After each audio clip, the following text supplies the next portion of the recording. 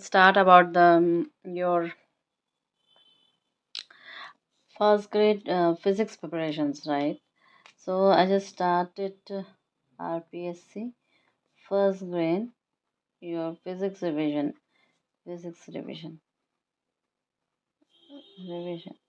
So this revision I am starting from electrodynamics.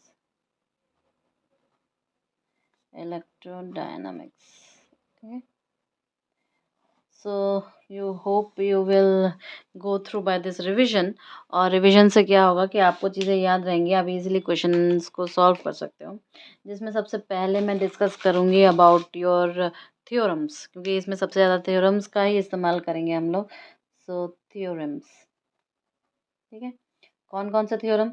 सबसे पहला जो थ्योरम हम डिस्कस करेंगे वो है ग्रेडियंट थ्योरम। ग्रेडियंट थ्योरम, ठीक है। ग्रेडियंट थ्योरम क्या कह रहा है? ग्रेडियंट थ्योरम कह रहा है कि अगर कोई आपका जो लाइन है वो आपके ए से बी तक जा रहा है, ठीक है, तो del T dot del r जो होगा, ठीक है, वो क्या हो जाएगा? ए से बी तक d T is equal to T of B minus T of A, right? Is this okay to you? I hope you can understand right now कि हम लोग इस थ्योरम में क्या करते हैं, ठीक है। हम लोग सिंपल सा ग्रेडियंट लिए हैं, तो इसका मतलब ये क्या हो जाएगा? इसका मतलब ये हो जाएगा कि हमें क्या चाहिए? क्लोज सरफेस चाहिए। एक क्लोज सरफेस में हमने क्या किया? ऐसे किया, क्लियर है? लाइन इंटीग्रल लिया, तो क्लोज सरफेस में लाइन इंटीग्रल हमारी ये वैल्यू देगी। इसका मतलब कि ये क्लोज सरफेस है और इसमें हमने एक लाइन इंटीग्रल लिया है, क्लियर है? ठीक है, तो इसका मतलब क्या है? लाइन इंटीग्रल सिर्फ और सिर्फ इनिशियल एंड फाइनल पॉइंट जो होते हैं सेम होते हैं, ठीक है। इसका मतलब क्या हो गया कि जब भी, because in close line integral में क्या हुआ? इनिशियल एंड फाइनल पॉइंट्स जो होते हैं, फाइनल पॉइंट्स जो होते हैं वो क्या होते हैं? सेम होते हैं। Is this clear? चलो आगे दूसरा वाला थ्योरम हम क्या करेंगे? दूसरा वाला थ्योरम हम लोग डाइवर्जेंस का देखेंगे। डाइवर्जेंस थ्योरम, ठीक है। और क्लास में याद करो, डाइवर्जेंस थ्योरम को हम लोग गॉस थ्योरम भी कहते हैं। गॉस थ्योरम, क्लियर है? तो गॉस थ्योरम क्या हो जाएगा? गॉस थ्योरम कहेगा कि जो हमारा क्लोज सरफेस है उसको हम लोग वॉल्यूम इंटीग्रल में कैसे डाल सकते हैं। मतलब क्लोज सरफेस का को हम लोग चेंज कर रहे हैं वॉल्यूम इंटीग्रल में, क्लियर है? तो अब हम कैसे करेंगे इसको? सिंपल सा है। कैसे चेंज करेंगे कि इसको हम लोग क्या करते हैं? डाइवर्जेंस डाल देते हैं, यानी कि कुछ इस तरीके से कोई एक सरफेस है उसका हम लोग ऐसे ले रहे हैं, तो ये वॉल्यूम इंटीग्रल में चेंज हो जाएगा डेल डॉट ए में, क्लियर है? और डी ओमेगा उसका ये क्या है? Small element of volume, element of volume हो जाएगा। और ये क्या हो जाएगा? ये हो जाएगा small element of area vector, element of area vector, clear है? Is this clear? तो ये हमारे पास क्लियर है। हमें क्या लेना पड़ेगा? क्लोज सरफेस लेना पड़ेगा। क्लोज सरफेस कोई वॉल्यूम बाउंड करती है, ठीक है। तो इसमें हम लोग स्फेयर्स लेते हैं, सिलेंडर्स लेते हैं, क्यूब्स लेते हैं, इस टाइप की जो क्लोज सरफेस है वो लेते हैं। तो हमारा इम्पोर्टेंट नोट क्या हो जाएगा? Here we take only closed surfaces. Here we use only closed surfaces. Closed surfaces. कैसे कैसे? स्फीयर हो गया, क्यूब हो गया, ठीक है, सिलेंडर हो गया, ठीक है। नॉट कौन सा लेंगे? नहीं लेंगे किसको? डिस्क को, डिस्क नहीं लेंगे, क्लियर है? आगे बढ़ते हैं। से अगर यहाँ पे मैं आप अभी तक आप लोगों ने ग्रेडियंट का एग्जांपल देखा, अब सोचो एक सरफेस इंटीग्रल निकालना हो, यानी कि क्वेश्चन अगर कुछ ऐसा हो, जैसे कि मानो कि कोई एक है एस, उसमें एक वी है और हमें निकालना डी एस है। क्लियर है? तो हमें क्या निकालना है? सरफेस इंटीग्रल निकालना है। तो पहले क्यूबॉइड ड्रॉ करते हैं। ठीक है, मानो कि ये क्यूबॉइड कुछ इस टाइप का है।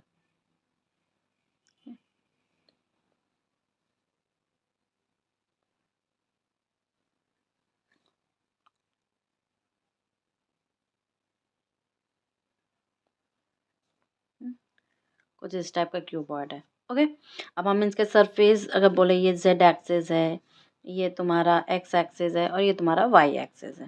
ठीक है, चल, और ये जो है ये पार्ट हमारा ओरिजिन का है। क्लियर है? तो अब हम ए बी सी डी अगर नाम दें, मान लो ए बी सी, यहाँ पर एक्चुअली ये ऐसे यहाँ पर होगा,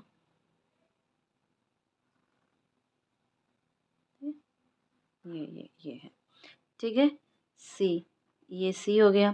ठीक, अब क्या होगा? ये तो हमारा डी हो गया, ये एफ हो गया, ये जी हो गया, एफ जी। ठीक है, कुछ बचा है क्या? हाँ, ठीक है। तो सरफेस इंटीग्रल निकालना है, तो मानो कि फ्लो कहाँ से होगा? आउटसाइड हो रहा है, ये सारे फ्लोज आउटसाइड हो रहे हैं। ठीक है, तो ये इस इधर से निकल रहा है। क्लियर है? इसका फेस इधर से निकल रहा है, इसका फेस इधर से निकल रहा है, और you can draw this like this way. Clear है? ये क्यूबॉइड है और इसके फेसेस से जो फ्लो आउट हो रहा है वो डाइवर्जेंस निकाल रहे हैं ना। यहाँ पे हम क्या निकालेंगे? कुल मिला के डाइवर्जेंस निकालेंगे, राइट? तो कुल मिला के जब डाइवर्जेंस निकालेंगे तो इसका मतलब क्या होगा? ये हमारा ऐसे होगा। क्लियर है? अब आगे बढ़ते हैं। आगे देखो, मैं कहूँगी इसको सॉल्व कैसे करें। इसको क्या करें? सॉल्व कैसे करें? तो तुम बताओ, सॉल्यूशन बताओ इसका कैसे करेंगे। सी, हम सीधा सीधा ये पहले तो वी क्या है, वी का एक डीएस निकाल रहे हैं। अगर ऐसे निकालें, ठीक है, तो यानी कि हम ये ऐसे निकालें, ए बी सी डी निकालो यहाँ पे। अब देखो, अगर कोई बोले कि वी क्या है, तो इस सवाल में अगर बोला जाए वी क्या है, तो वी कुछ भी ले लो। 2x z जो क्लास में करवाया था वो क्वेश्चन देखते हैं, या अगर आपके पास कोई दूसरा क्वेश्चन है तो प्लीज़ पोस्ट करो या खुद से करने की कोशिश करो। 14 जिनका छूट गया है वो आप कर लेना। ठीक है, मान लो ये वाला क्वेश्चन था, ये मैंने हाफ करा के क्लास में छोड़ दिया था। आज इसको पूरा करते हैं।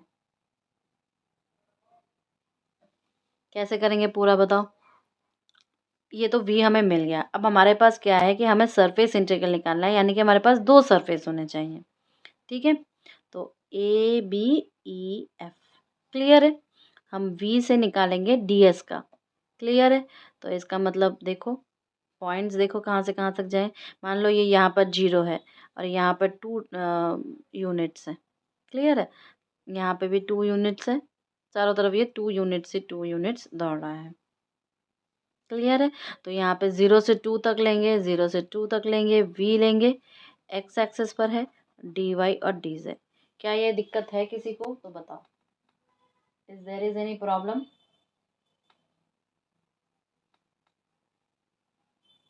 नो, राइट, किसी को प्रॉब्लम नहीं है। चलो आगे बढ़ते हैं। तो इसका मतलब क्या हो जाएगा? ये 0 से 2 तक, 0 से 2 तक 2x और z आ जाएगा। यूनिट वेक्टर x है, x प्लस 2, यूनिट वेक्टर आई जे के भी लिख लो, कोई दिक्कत नहीं है, अपने ऊपर है, -3z। ठीक है, और ये क्या हो जाएगा? इधर वाला आ जाएगा, यूनिट वेक्टर है तो यहाँ पर d y d z. Clear है? बस हमें सरफेस निकालना है। क्या निकालना है? सरफेस निकालना है। ठीक है, तो आगे बढ़ो। अगर हम x को 2 पुट कर दें तो यहाँ पर क्या आ जाएगा? 0 to 2, 0 to 2, 2x z d y d z is equal to 4। जब x पुट करेंगे 0 to 2, 0 to 2 z d y d z, जब हम x is equal to 2 put कर रहे हैं, इसका मतलब ये क्या है? 4y, बस सीधा सीधा इंटीग्रेशन है, बाई 2, 0 to 2 तक is equal to 4 to 4/2, 2 times गया इज इक्वल टू 16। क्लियर है। फिर दूसरा वाला सरफेस देखेंगे, ये तो हमारा पहले वाले सरफेस के लिए था। अब हम दूसरे वाले सरफेस के लिए देखेंगे। तो दूसरे वाले सरफेस के लिए देखो क्या होगा, ओ सी और फिर G D V dot d s is equal to 0 से 2 तक, 0 से 2 तक वी डॉट, ये एक्स कोऑर्डिनेट में जाएगा, डी वाई डी जेड तो 0 आ जाएगा क्योंकि एक्स इज इक्वल टू 0 है यहाँ पर। तीसरा वाला देखो, तीसरा वाला भी B C F G V dot d s is equal to 0 to 2, 0 to 2 V dot y और डी एक्स डी जेड हो जाएगा। तो ये क्या हो जाएगा, 0 से 2 तक, 0 से 2 तक, ठीक है, 0 से 2 तक, 0 से 2 तक, ठीक है। और फिर क्या आ जाएगा यहाँ पर बताओ, x+2 और d x d z. Clear है। ये इसको सॉल्व करेंगे तो यहाँ पे सॉल्व कर लो इसको, क्या है इधर सिंपली x²/2 आ जाएगा प्लस 2x आ जाएगा, 0 से 2 तक जाएगा और ये यहाँ पर z आ जाएगा, 0 से 2 तक जाएगा। तो ये क्या हो जाएगा, 2 + 4 ट्वाइस से मल्टीप्लाई कर देंगे तो क्या आ जाएगा, 6 चलेंगे 12। क्लियर है। आगे बढ़े।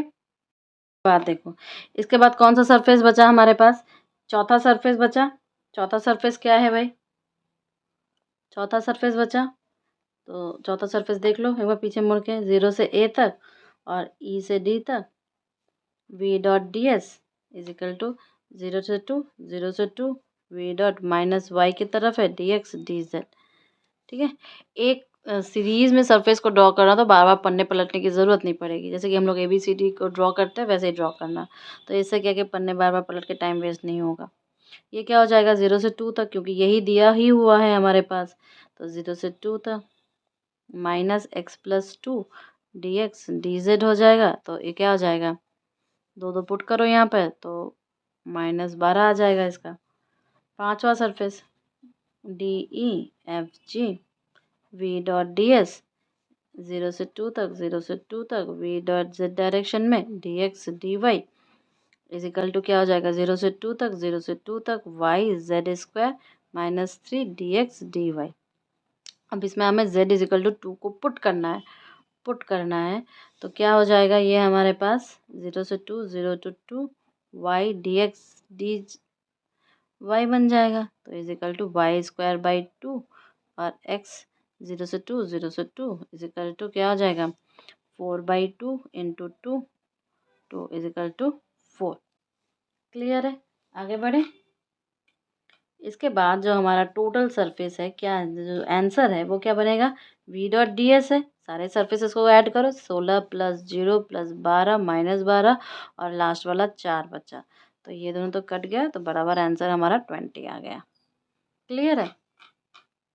लेकिन यहाँ पर एक नोट है, एक बात बताइए, कर्ल जब हम लोग लेते हैं और हमें ये प्रूव करना पड़ता है कि that is a conservative system, तो क्वेश्चन यहीं से बनता है, क्वेश्चन यहीं से बनेगा। तो इसलिए नोट लिखेंगे हम लोग। नोट क्या लिखेंगे कि अगर मानो किसी लाइट इंटीग्रल में पाथ इंडिपेंडेंट बन गया तो वो क्या हो जाएगा, एक कंजर्वेटिव वेक्टर बन जाएगा। ठीक है। तो if line integral of any vector is path independent,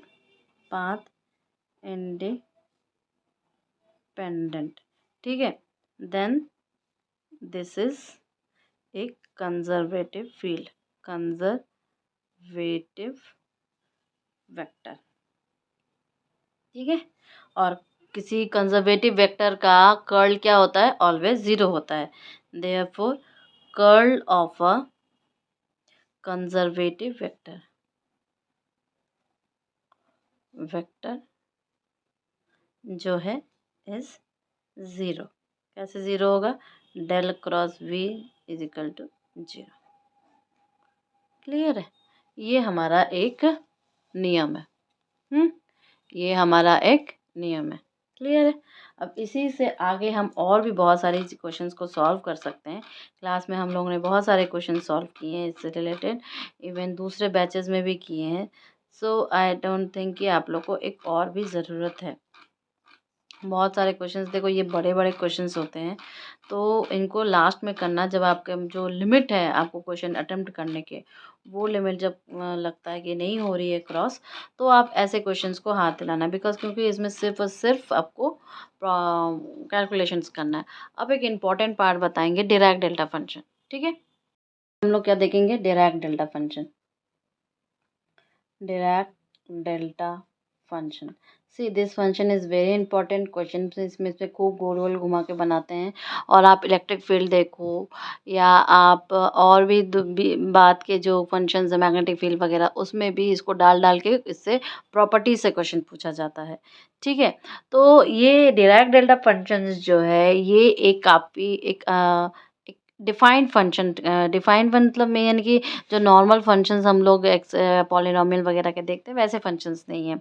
इसका एक लॉजिक है, यानी कि अगर मैं बोलूँ डिराक डेल्टा फंक्शन को डेल एक्स से सिग्निफाई करते हैं, तो ये हर जगह पे इनफाइनाइट होता है या हर जगह पे इनफाइनाइट नहीं होता है। ये आपको ऐसे क्वेश्चंस नहीं आएँगे। ये एक्चुअली जो फंक्शंस होते हैं वो ऐसे किस्म के फंक्शंस होते हैं। यानी कि आप बोलोगे कि हर जगह पे ये 0 होता है, 2 वैल्यूज़ होती है इसकी, इनफाइनाइट और 0। इनफाइनाइट वो होता है x इज़ इक्वल टू 0 पर, बाकी हर जगह पर वो क्या होता है? 0 वैल्यू निकालता है। तो ये डिराक डेल्टा फंक्शन मैंने 1 डायमेंशन में बोला था। 2 डायमेंशंस में देखोगे, 3 डायमेंशंस में देखोगे या आप जो भी बोलो, आप देख सकते हो इसको। ठीक है?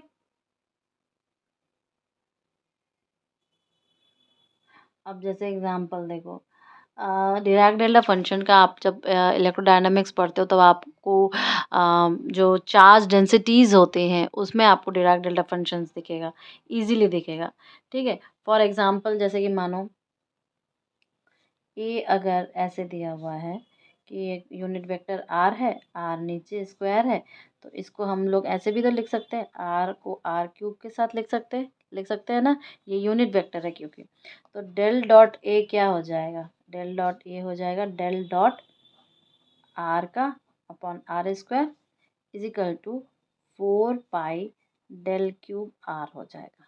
याद रखना, ये थोड़ा सा आपके दिमाग में बैठा रहना चाहिए। ये कुछ कुछ मैं आइडेंटिटीज इसमें बताऊंगी जो आपको दिमाग में बैठे रहना चाहिए। तो अगर मैं इसको इंटीग्रेट करूं, इफ वी इंटीग्रेट, तो क्या हो जाएगा? 4 पाई -1 से +1 तक जाएंगे, del cube of r d tau एक स्मॉल वॉल्यूम एलिमेंट है, नॉट इक्वल टू 0 हो जाएगा। और अगर मैं कुछ ऐसा करूं 1 से 2 तक ले जाऊं इसी को, तो ये क्या हो जाएगा? डेल टाउ सॉरी, ये हो जाएगा 0। समझ में आ रहा है यहाँ चीज़? ओके। तो इसका मतलब क्या है कि हम ये कह सकते हैं कि ये जो इंटीग्रल है नॉन ज़ीरो होगा जब लिमिट ऑफ आर जो होगा वो इनक्लोज, ठीक है?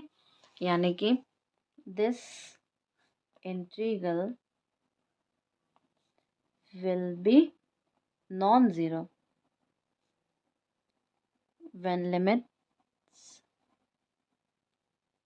ऑफ आर इनक्लोज इट, ठीक है? इनक्लोज इट, क्लियर है? इसका मतलब क्या है कि यहाँ पर अगर कोई एक सर्कल तुम ले लो, ठीक है, उसका सेंटर यहाँ पर ले लो, ठीक है, तो यहाँ भीतर में क्या होगा? क्या होगा यहाँ पे? यहाँ पर इस एक और गोला बना लो यहाँ पर, ठीक है। अब तुम अगर देखोगे इस पॉइंट पर, तो यहाँ पर क्या हो जाएगा? ज़ीरो डेंसिटी हो जाएगी, ज़ीरो डेंसिटी हो जाएगी। लेकिन अगर चार्ज यहाँ पर है और तुम इस पॉइंट पे किसी भी पॉइंट पे ले रहे हो, तो यहाँ पे हमें नॉन ज़ीरो डेंसिटी मिलेगी, नॉन ज़ीरो डेंसिटी मिलेगी, ठीक है। नॉन ज़ीरो डेंसिटी, चार्ज ले लो, मास ले लो, कुछ भी ले लो, तुम्हें ये नॉन ज़ीरो क्वांटिटी मिलेगी, ठीक है। ओके। अब देखो एक करते हैं, तो अगर आप किसी भी मतलब मैं कह रही हूँ अगर कोई आपका डाइवर्जेंस थ्योरम है, अगर उसको प्रूव कर दिया गया चार्ज के थ्रू, तो तुम उसमें क्या क्या डिफाइन कर सकते हो? अगर मैं इसी को एक डिराक डेल्टा फंक्शन के तौर पे लूँ, तो हम बोलेंगे यहाँ पे नेक्स्ट पॉइंट होगा मेरा divergence theorem, divergence theorem plus Dirac delta function, Dirac delta function. ठीक है, डिराक डेल्टा फंक्शन को हमने किससे मिलाया? डाइवर्जेंस थ्योरम से। तो क्वेश्चन मानो कि हमारे पास एक साइड में डाइवर्जेंस थ्योरम के क्या रहता है? क्लोज सरफेस रहता है, ए डॉट डी एस, दोनों ही वेक्टर क्वांटिटी। कन्वर्ट किस में करते हैं? वॉल्यूम इंटीग्रल में करते हैं। डेल डॉट ए हो जाएगा और डी टाउ हो जाएगा। मान लो हमारे पास कोई स्फेयर है, ठीक है, कोई स्फेयर है और स्फेयर का ये इसका जो एरिया वेक्टर बनता है वो हम लोग इस तरफ से ले रहे हैं, ये पूरा इसका एरिया वेक्टर है। तो हमें क्या है कि हमारे पास इसका आर रेडियस दिया हुआ है, आर क्या है? रेडियस है। क्लियर है? ये हमारे पास एक स्फेयर है, ये हमारे पास चीज़ें दी हुई हैं।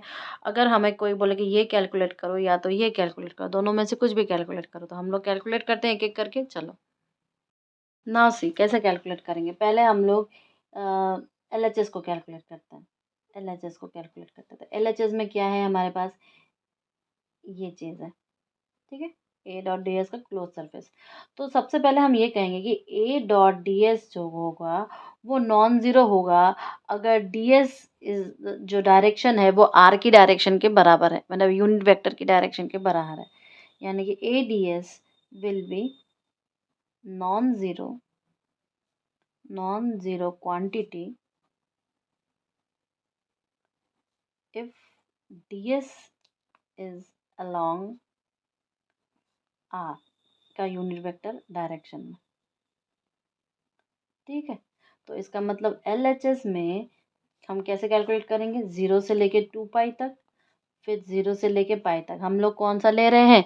हम लोग स्फेरिकल कोऑर्डिनेट सिस्टम ले रहे हैं और हम बोलते हैं आर थीटा फाई का होता है। ये सारी चीज़ें आपको पता है, ठीक है।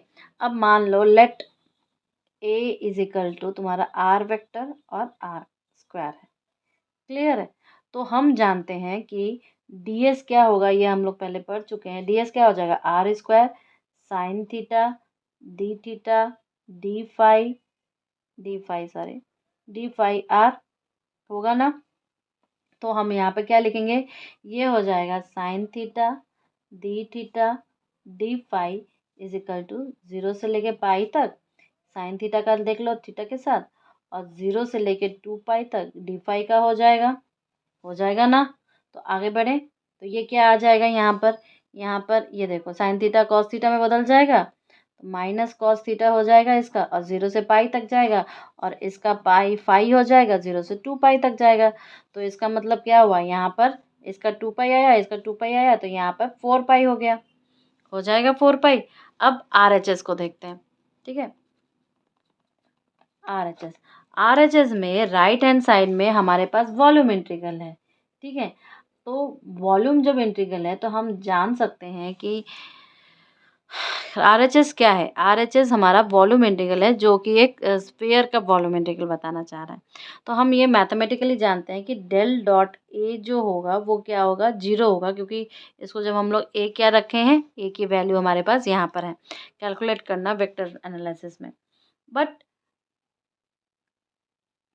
फिजिकली इस कंडीशन को हर वक्त हम सेटिस्फाई नहीं कर सकते हैं, इसलिए हम RHS को ऐसे लिखेंगे। RHS जो होगा वो ऐसे होगा, इजिकल टू 0, ये मैथमेटिकली होगा, but physically it is not always, but physically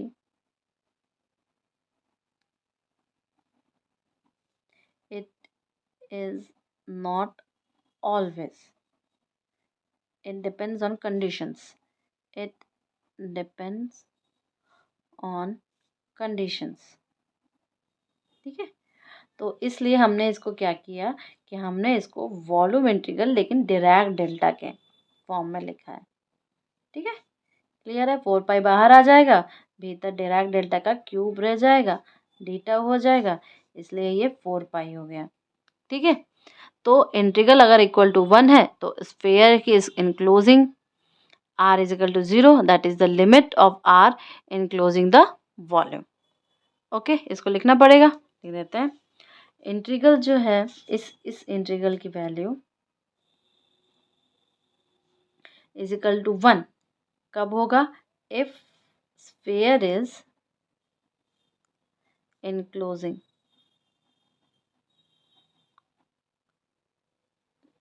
r is equal to 0 limits of are enclosing the volume. Clear है? ओके। अब इस डिराक डेल्टा फंक्शन के कुछ प्रॉपर्टीज देखते हैं जिससे कि हमें क्वेश्चन एग्जाम में सॉल्व करने के हेल्प मिले। तो है, लिखो properties of Dirac delta function.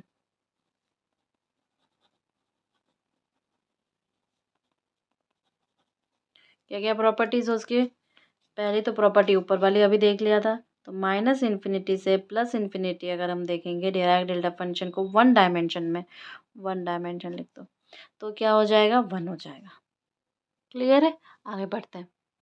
Now see, अब अगर और भी बहुत सारी प्रॉपर्टीज होती है, जैसे कि मान लो कि अगर x इजिकल टू 0 सेंटर पर लिया जाए, जैसे कि एफ ऑफ एक्स को डेल एक्स के साथ मल्टीप्लाई किया जाए तो f of 0 into del of x if x is equal to 0 at centre. ठीक है, और यहाँ पर x कोई भी ऑर्डिनरी फंक्शन हो जाएगा। ये जो तुम्हारा एफ एफ एक्स है ना, ये एक्चुअली ये वाला ऑर्डिनरी फंक्शन, कोई भी ऑर्डिनरी फंक्शन हो जाएगा। ठीक है, तीसरे नंबर पर देखते हैं कि मान लो हमारे पास माइनस इन्फिनिटी से प्लस इन्फिनिटी कोई एफ ऑफ एक्स है। ठीक है, उसको del of x d x करते हैं, तो ये क्या हो जाएगा? एफ ऑफ 0 माइनस इन्फिनिटी से प्लस इन्फिनिटी तक del of x d x is equal to f of 0 हो जाएगा। ठीक है, तो हम क्या लिखना चाहेंगे? हम कहेंगे कि जो लिमिट्स होगा वो ज़रूर इनक्लोज द ओरिजिन होगा डिराक डेल्टा फंक्शन के लिए। तो हम लिखेंगे क्या कि limits must enclose the origin of Dirac delta function।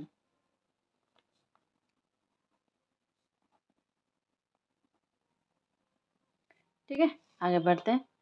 अब देखो कुछ और, अगर मान लो कोई एक ए या बी कोई आर्बिट्री पॉइंट्स दे दिया जाए, तो चौथे नंबर पे मान लो इफ द सेंटर अगर 0 पे ना रह के किसी ए पॉइंट पे है, centre at x is equal to A, तब क्या हो जाएगा?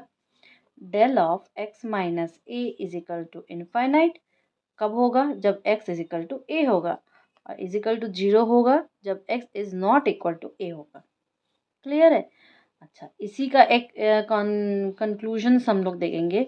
मान लो कि माइनस इन्फिनिटी से प्लस इन्फिनिटी है और del of x minus a d x है, तो इज इक्वल टू 1 हो जाएगा। कैसे होगा?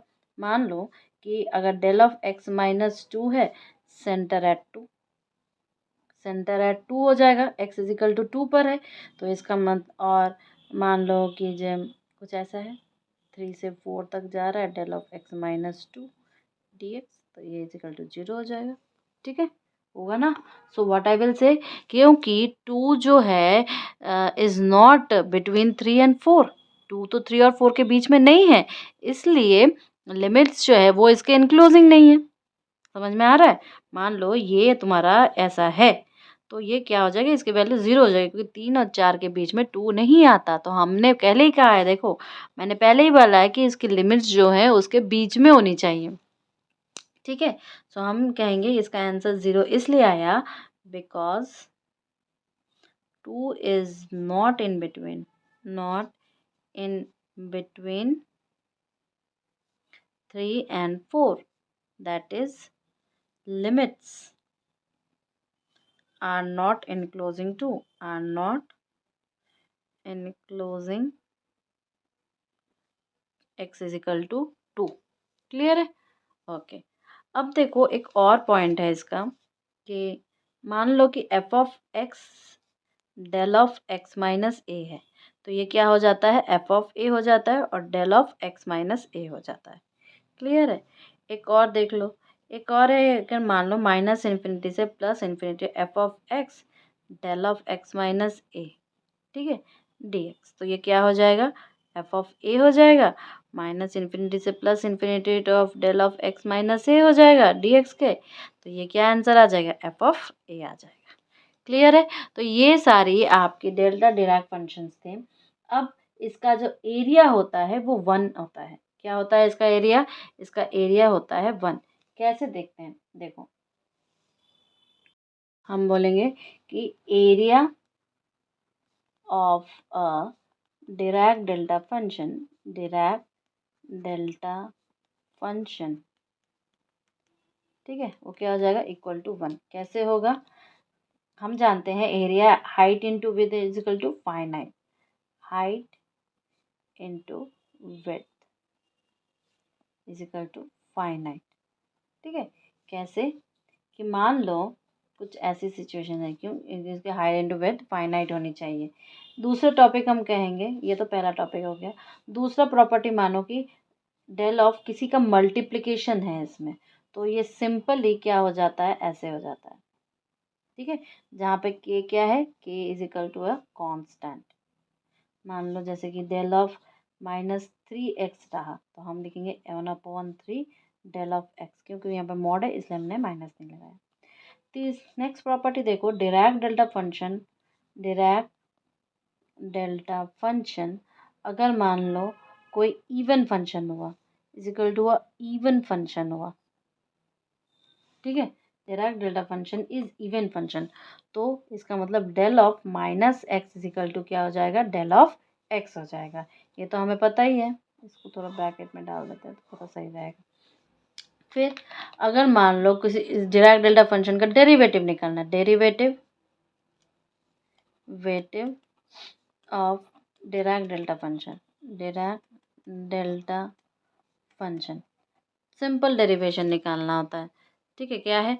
D by D x of your del of x is equal to del dash of x, ऐसे लिख सकते हैं, is equal to -1/x del of x, और कुछ नहीं है। क्लियर है? तो मैंने क्या निकाला? डेरिवेटिव। अब मान लो कि हमारे पास कोई पॉलिनोमियल है जो कि डिराक डेल्टा फंक्शन, ठीक है। तो इसका मतलब क्या है कि पॉलिनोमियल का फॉर्म है डिराक डेल्टा फंक्शन, यानी कि तो ये क्या हो जाएगा? मान लो कि if there is a polynomial in Dirac delta function, Dirac delta function as del of मान लो x² + 2x + 1, ठीक है। तो इसके रूट्स क्या हो जाएंगे? क्या क्या इसके रूट्स निकालेंगे, तो ये बताओ। तो कैसे बताएंगे? फाइंड इट्स रूट्स, ये क्वेश्चन सॉल्व करने की कोशिश करना, ठीक है। फाइंड रूट्स, मैं आंसर बता रही हूँ, इसका आंसर होगा x इज इक्वल टू 1 -1 और -1, ठीक है। अब मान लो कि अगर कोई डिराक डेल्टा फंक्शन हुआ जिसके दो आपके सेंटर्स हो, तो वो किस फॉर्म में होगा? जैसे कि हम कह रहे हैं, if the Dirac delta sorry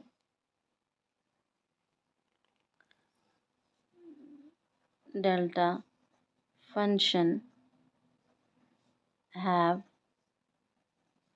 2 centres, ठीक है, 2 सेंटर्स अगर इसमें हो गए, तो ये कैसे हो जाएगा? डेल ऑफ x माइनस ए एक, x माइनस बी दूसरा। क्लियर है? अच्छा, एक और चीज़ है, अगर मतलब हमारे पास कोई भी कॉमन सेंटर्स नहीं हुआ, तो हम उसको कैसे सॉल्व कर सकते हैं? देखो, अगर इस फॉर्म में हमारा डिराक डेल्टा फंक्शन हुआ कि del of x minus a x minus b, तो हम इसको सॉल्व कैसे करेंगे? इसको हम सॉल्व सिंपली ऐसे लिखेंगे, a माइनस बी लिखेंगे, del of x minus a plus del of x minus b, और कुछ नहीं कर सकते हैं, ठीक है, कॉमन सेंटर्स का। अब एक और है, मान लो कि इस तरीके से है x² माइनस a², तो क्या करोगे? 1/2a करेंगे ना, 1/2a करेंगे, और फिर से वही चीज़ multiply, sorry, del of x minus A del of x plus A is not equal to 0, यहाँ पे प्लस रहेगा, ठीक है। अगर मान लो किसी ने बोला कि डिराक डेल्टा फंक्शन का nth डेरिवेटिव निकालो, तो अगर वो कोई कहा कि for the nth derivative of Dirac delta function. ठीक है, तो क्या हो जाएगा, माइनस इन्फिनिटी से plus infinity F of x del n of x d x is equal to -1 f of n of 0। Clear. Example के तौर पे लिख सकते हैं माइनस इन्फिनिटी से plus infinity x square del of x d x निकालो। तो क्या हो जाएगा, ये -1 हो जाएगी क्योंकि यहाँ पे एक बार है, तो यहाँ पे क्या हो जाएगा 2x हो जाएगा इज इक्वल टू क्या हो जाएगा 0। क्लियर। 3 डायमेंशन में कैसे लिख सकते हैं Dirac delta function, 3 dimensional Dirac delta function.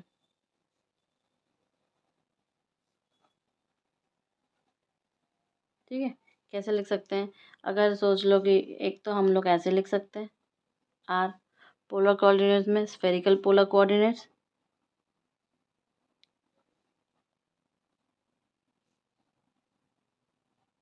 Spherical polar coordinates में, या हम इसको ऐसे भी लिख सकते हैं कार्टेशियन कोऑर्डिनेट्स में। इसको हम कैसे लिखेंगे, कार्टेशियन कोऑर्डिनेट्स में, कार्टेशियन कोऑर्डिनेट्स।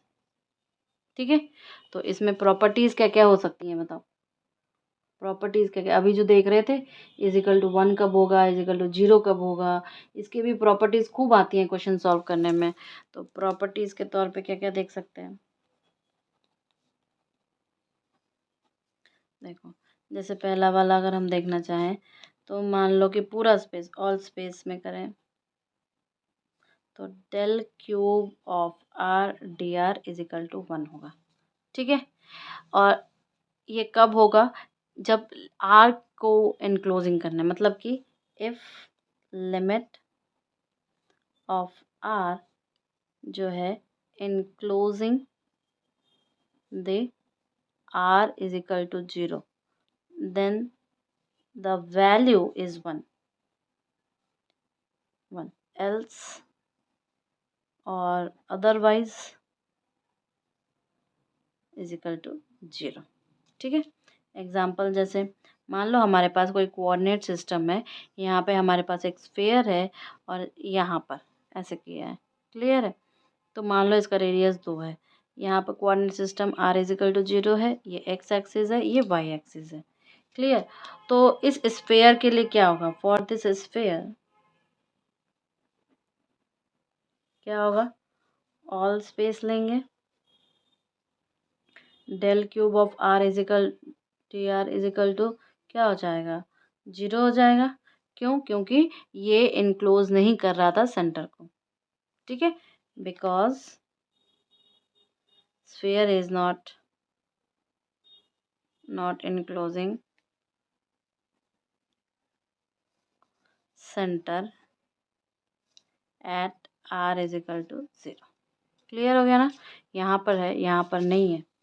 ठीक है, इज दिस क्लियर। अब कुछ 2-3 और प्रॉपर्टीज है, देखते हैं। डिराक डेल्टा फंक्शन का यूज़ हम लोग इलेक्ट्रिक फील्ड में बहुत ज़्यादा करेंगे। आपको जब क्वेश्चन सॉल्व करेंगे हम लोग तो आपको देखने को मिलेगा।